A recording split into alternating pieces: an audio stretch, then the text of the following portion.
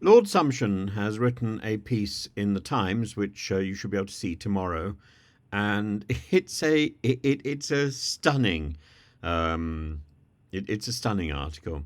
He's arguing that the Elgin marbles, the Parthenon marbles, the Greek marbles, were not stolen, and that the rhetoric which is being used by Greece is a way to play on our sense of fair play and to return the marbles. Now, I'm inclined to agree with Lord Sumption that the marbles were not stolen, that the marbles were legally bought.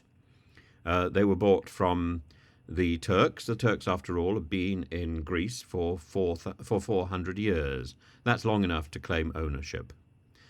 The the claim that the marbles were stolen is based on the firman, which we don't have a copy of.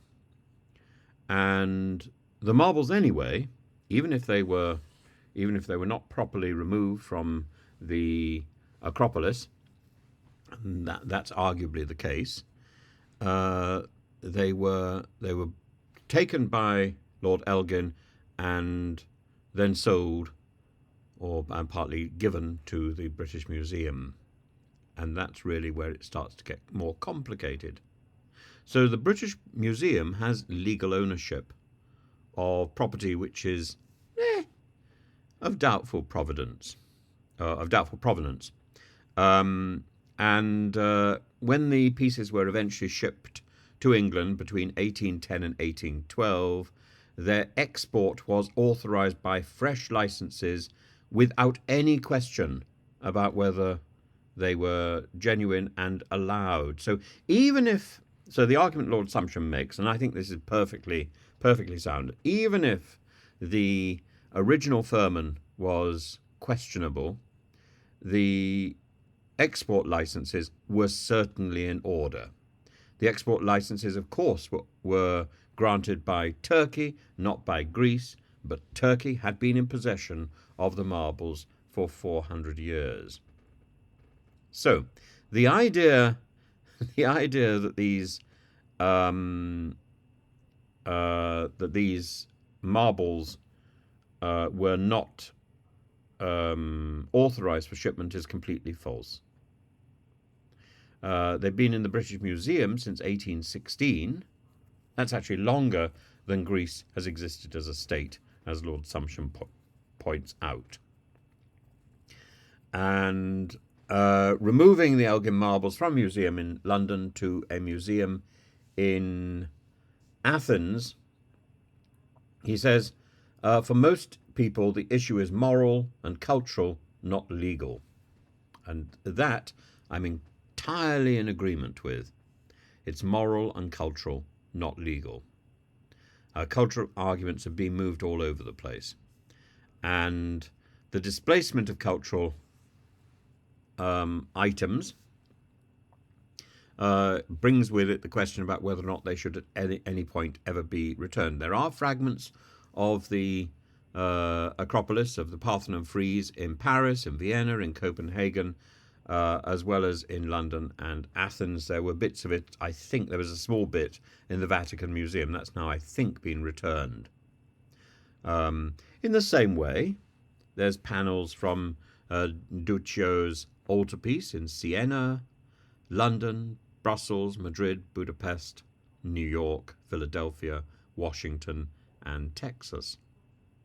So to say that these marbles should be put in Athens simply because that's where they are from, this overlooks the fact that works of art are all over the world, and to say that not restoring them is like cutting the Mona Lisa in half is to ignore the fact that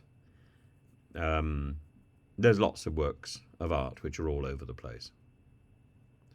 Now, the area where I differ from Lord Sumption, the area where I ally myself with George Osborne, is the idea that these marbles should be restored because the the light of the Acropolis is where they really belong, and because they are so important in terms of artistic influence over the development of art across the West, particularly, that these three waves of influence, the wave from Greece to Rome in the early centuries of the classical era, the wave from Greece to Italy in the Renaissance, and then the wave that was ushered by Lord Elgin,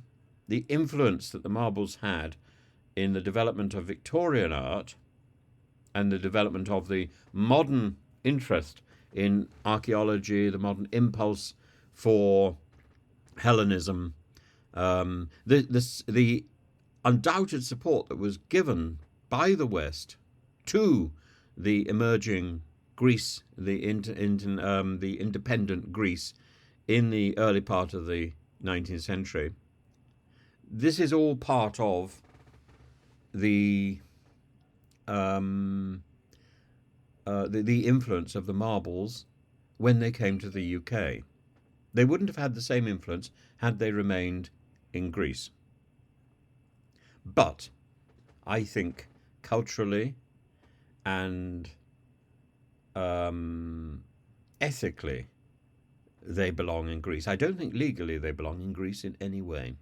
And I think for Greece to make the case that they are legally stolen and that they legally belong in Greece is to overlook, first of all, the difficulties in interpreting the firman. Secondly, to overlook, as Lord Sumption points out with great relish and rather more force than I have made, that it overlooks the export licenses. It also overlooks the fact that money changed hands between Elgin and the British Museum. The fact that the British Museum paid for them and then spent money building a suitable site to exhibit them. But it doesn't obliterate the fact that ethically this is one particular set of artistic property that should be restored to its original site, because that site is there, that site is ready to accommodate them. No, it's not being restored to the Parthenon itself. It's not being put back on the Acropolis. That's where it really belongs. A case could be made for that. A much stronger case could be made for that. They're being put in a museum next to the Acropolis, in sight of the Acropolis. A museum, indeed, that was built in haste and that was built in such a way that many people lost their houses in the process. Among them, an old man that I knew, who was promised compensation, never got it because he died before it came. So people have, I suppose, given their lives for that museum, not willingly, but factually. And I think there's a good case to be made for the British Museum making this one big exception. Added to which, we now learn that the British Museum has been playing games with legal fact, that it was the British Museum which put up opposition to Tony Blair. Normally, it's the government which puts up opposition, and the British Museum says, well, we can't do anything because the law's against us. Not at the beginning of this century. Tony Blair was very keen to see those marbles restored to Greece in time for the Greek Olympics. So I agree with Lord Sumption. Legally, there isn't much ground. Morally, ethically, politically, there's actually quite a good argument for sending the marbles back to Greece.